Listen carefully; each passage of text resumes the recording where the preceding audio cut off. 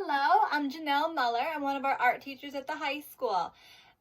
Today I'm going to talk to you about the elements of art courses. We have 3 sections running this year. I teach all 3 of them. It is for our 7th and 8th grade students. If you are so lucky as to take it in 7th grade, you then have the option to take what's called Elements Studio in 8th grade. We do have about 8 or 9 kids this year who are in studio. So this video will go out to you as well, and you just know that you're going to take the information here and you're going to level up. All right, your projects will be more intensive and more independent than those who are just starting out in Elements for their first time. If you are in 8th grade and you are in Elements this year, it will allow you to have a prereq under your belt so that when you get to high school, you can skip any of the intro to art classes and jump right up to the more advanced studio classes. Talk about myself for a minute. This is my 12th year teaching at Audubon High School. I have been in the building for a couple of years prior to that as an aide. I was able to work with some of our amazing faculty very closely, and I was able to learn from and work with some of our more misunderstood, we'll say, students. It's made me definitely a certain kind of teacher and a certain kind of educator in my understanding of the fact that kids learn differently. And in the art room, usually their creative experiences help. They help everyone around us, and it makes for a much more diverse and interesting environment. What everyone wants to know about how they're being graded, I'm assuming. So I'll talk about that first. For grading, 30% of your grade is based on your participation in class. While we're virtual, that is very important. Okay, participation umbrellas you showing up to class, you participating in class, right? If we're having a discussion, if you say a little bit something here and there, it also affects how you turn your work in. If you turn your work in on time, or if you're the person who's always turning their work in a day late. So participation can umbrella all of those different factors. So it's quite a huge portion of our grade right now. 30% of your grade will be classwork and homework. Again, while we're virtual, this becomes very important. We are expected to put in as many grades as we can, as quickly as we can. So when you turn in your homework on time and then I can grade it on time, then you know your grade is where it should be. If you're submitting things late, you're going to be getting zeros, and it's going to mess up your grade and your understanding of where your grade is. Yes, we're having a lot of leeway with submissions. Yes, you can totally turn things in late. You will still get credit for them. It might not be full credit, but you will still get credit. So always, even if something is late, please do make every effort to turn it in. The final portion of your grade, the last 40%, will be for projects. This is an art class. That is the most important part. Our projects this year will be a little bit watered down due to the fact that we no longer can share supplies. As you know, every art student was expected to go get one of these kits full of all kinds of goodies.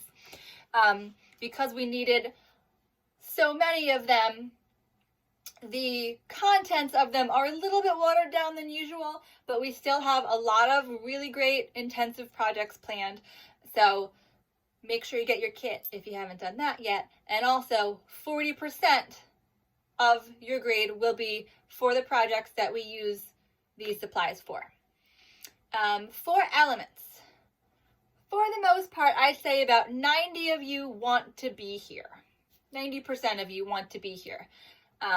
Typically, you elect to be in these classes. They don't count for anything at this point in your school career, but it is something, again, to be used for a prereq moving forward, and it is something that should be a nice break in your day. You should find your artwork a nice distraction. It should be more relaxing for you than probably some of your other classes. It should be enjoyable. If anything is ever not being enjoyable, please reach out and let me know, and we'll see maybe if we can go about something in a different way.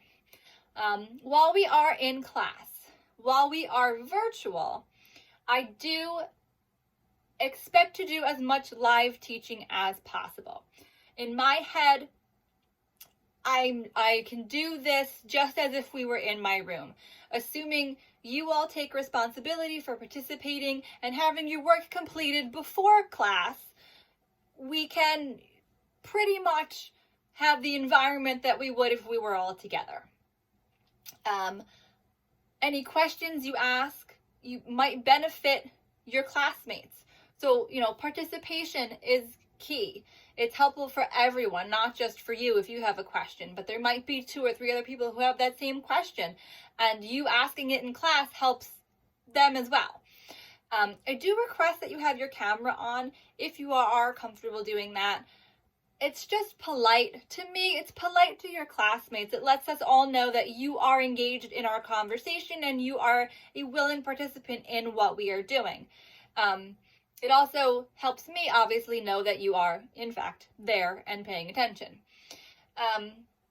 When work is assigned, everything will be assigned through Google Classroom, just like this video is in Google Classroom.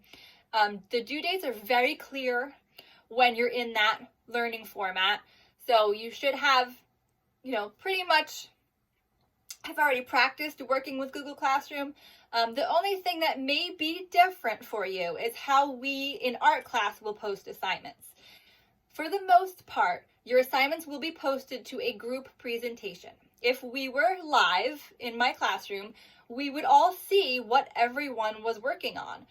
And to benefit you and to help you, I think that that's still the best way to go. We've already practiced this, but moving forward, we will continue to post our projects to our group presentation. That way, you can see what others are doing, they can see what you're doing, everyone can make sure that they're heading in the right direction for their work, and it should kind of push you a little bit to work a little bit harder than maybe you would if you were just submitting it to me. But again, we're treating this just like we were in the room, and everyone would see it if we were all together. If anyone ever has any questions, my availability is through email, through Google Messenger. My prep is between 10 a.m. and 10:30 a.m. But I've obviously, everything goes to your phone or your Chromebook, so I can check things throughout the day.